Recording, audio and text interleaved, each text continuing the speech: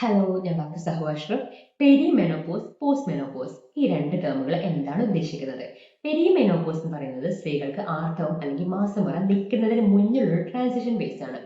ഈ സമയത്ത് ക്രമരഹിതമായ ആർത്തവം, ഒന്നെങ്കിൽ 2-3 മാസം കൂടുമ്പോൾ മെൻസസ് അല്ലെങ്കിൽ ആർത്തവം ഉണ്ടാവുക, അല്ലെങ്കിൽ ആർത്തവം ഉണ്ടാവുന്ന സമയത്ത് തന്നെ രക്തം കൂടുതലായിട്ട് പോവുക, അല്ലെങ്കിൽ രക്തം വളരെ കുറഞ്ഞ രീതിയിൽ പോവുക, ചിലപ്പോൾ 15 ദിവസം കൂടുമ്പോൾ ആർത്തവം ഉണ്ടാവുക, അങ്ങനെ പല പല മാറ്റങ്ങളൊക്കെ ഉണ്ടാവും.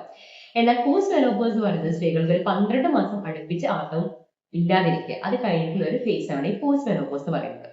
ഇതിന് കോമൺ ആയിട്ടുള്ള ലക്ഷണങ്ങളാണ് പിന്നെ ഞാൻ പറയുന്നത്. ഈ ഇതിപ്പോ നമ്മൾ പറയാം ഹോട്ട് ഫ്ലഷസ് എന്ന് പറയും, ആ ഒരു ടേം നമ്മൾ യൂസ് ചെയ്ത് അവർക്ക് ചൂട് അവരുടെ ശരീരത്തിലേക്ക് കയറി വരുന്ന പോലെ ഒരു ഫീലിംഗ്, എപ്പോഴും ചൂട് തോന്നുക ശരീരത്തിൽ. അതുപോലെ നന്നായിട്ട് വേർക്കുക, രാത്രിയൊക്കെ ചിലപ്പോൾ വേർത്തിട്ട് ആള് എണീറ്റിരിക്കും. പിന്നെ അവർക്ക് സ്ലീപ്പ് പ്രോബ്ലംസ് ഉണ്ടാവാം, ചിലപ്പോൾ രാത്രി കംപ്ലീറ്റ് ഉറക്കമില്ലാത്ത ഒരു ബുദ്ധിമുട്ട്, അല്ലെങ്കിൽ ഉറക്കം കിട്ടാൻ ഉറക്കം ഉണ്ടായി തുടങ്ങാൻ നല്ല ബുദ്ധിമുട്ട്, ഒന്ന് സ്റ്റാർട്ട് ചെയ്ത് കിട്ടാൻ ബുദ്ധിമുട്ട്, ചിലപ്പോൾ അപ്പം പിന്നെ അങ്ങനെ ഉറങ്ങിക്കോളും. പിന്നെ ഇത് മെറ്റബോളിസം റേറ്റ് കുറയും ഈ മെനോപോസ് കഴിഞ്ഞിട്ടുള്ള സ്ത്രീകൾക്ക്, അതുകൊണ്ട് തന്നെ ശരീരഭാരം കൂടുകയും ചെയ്യും. പിന്നെ അമിതമായ ക്ഷീണം, പിന്നെ സന്ധികളിലൊക്കെ വേദന. അവർക്ക് പിന്നെ പറയുന്നത് മൂഡ് സ്വിങ്സ് ആണ്. മൂഡ് സ്വിങ്സ് എന്ന് പറയുന്നത് അമിതമായ ഉത്കണ്ഠ, ആൻസൈറ്റി, ചിലപ്പോൾ ഒരു ഡിപ്രഷൻ സ്റ്റേജിലൊക്കെ വരാം. പിന്നെ ഈ ഒരു കാലഘട്ടത്തിൽ എന്ന് പറയുന്നത് ചിലപ്പം പല സ്ത്രീകളും വർക്കിംഗ് മദേഴ്സ് ആവാം.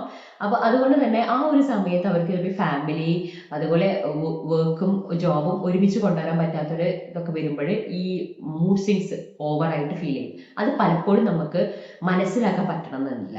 പണ്ടത്തെ കാലത്തെ പോലല്ല, ഇപ്പൊ അധിക സ്ത്രീകളും വർക്കിംഗ് മദേഴ്സ് ആണ്. എല്ലാതും കൂടി ഒരുമിച്ച് കൊണ്ടുപോകാൻ പറ്റാതെ വരുമ്പോൾ അവർക്ക് ഉണ്ടാകുന്ന ബുദ്ധിമുട്ട് പലർക്കും മനസ്സിലാക്കാൻ പറ്റണമെന്നില്ല. അവരെന്താ നല്ല ദേഷ്യം വരും, ചിലർക്ക് പെട്ടെന്ന് നല്ല ദേഷ്യം വരും, ഇപ്പൊ നല്ല സങ്കടം, എപ്പോഴും സങ്കടം പോലത്തെ ഫീൽ ചെയ്യും. അനങ്ങിയാല് ദേഷ്യം വരും, തൊട്ടേതിന് പിടിച്ചവർക്ക് ദേഷ്യം വരാറില്ല, അതൊക്കെ ഉണ്ടാവും ഈ ഒരു സമയത്ത് എന്നുള്ളത്.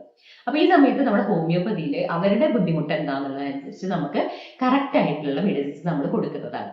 പിന്നെ ഈ മെനോപോസ് സ്റ്റേജിൽ ഇവർക്ക് ഇപ്പം ഈസ്ട്രജന്റെ അളവ് കുറയുകയാണ് ചെയ്യുക മെനോപോസ് സ്റ്റേജിൽ. അപ്പൊ ഈസ്ട്രജന്റെ അളവ് കുറയുക എന്ന് പറയുമ്പോൾ ഈ ഒരു റിസ്ക് എന്ന് പറയുന്നത് ഈ ബോൺ മാസ് കുറഞ്ഞിട്ട് അവിടെ ഓസ്റ്റിയോപോസിസ് എന്നുള്ള കണ്ടീഷൻ ഉണ്ടാകും.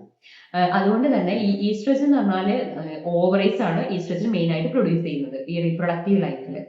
അപ്പൊ ഈ ഓവറീസ് ഏകദേശം ഈ മെനോപോസ് സ്റ്റേജിൽ ഇത് സ്റ്റോപ്പ് ചെയ്യും, പ്രൊഡക്ഷൻ സ്റ്റോപ്പ് ചെയ്യുമ്പോൾ പിന്നെ ഒരു മിനിമൽ എമൗണ്ട്, കുറച്ച് എമൗണ്ട് മാത്രമാണ് പിന്നെ സ്ത്രീകളുടെ ശരീരത്തിൽ, അതും ഈ അഡ്രിനൽ ഗ്ലാൻഡ്സിനും ഫാറ്റ് ടിഷ്യൂന്നും ഒക്കെ ഉണ്ടാവുന്നത്.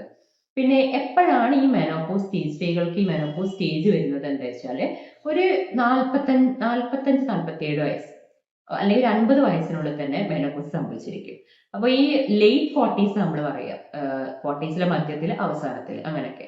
ഇനി അഥവാ ഈ സ്ത്രീകൾക്ക് അവരുടെ അമ്മമാർക്ക്, അവരുടെ ഉമ്മമാർക്ക് ചിലപ്പം ഒരു 45ലോ 42ലോ ഒക്കെ മെനോപോസ് സംഭവിച്ചിട്ടുണ്ടെങ്കിൽ അങ്ങനെ അതിൽ വരുന്ന മക്കൾക്ക്, പെൺമക്കൾക്ക് ചിലപ്പോൾ ഒരു ലേറ്റ് 30സിൽ തന്നെ ചിലപ്പം ഈ ബുദ്ധിമുട്ടുകളൊക്കെ ആരംഭിക്കാം.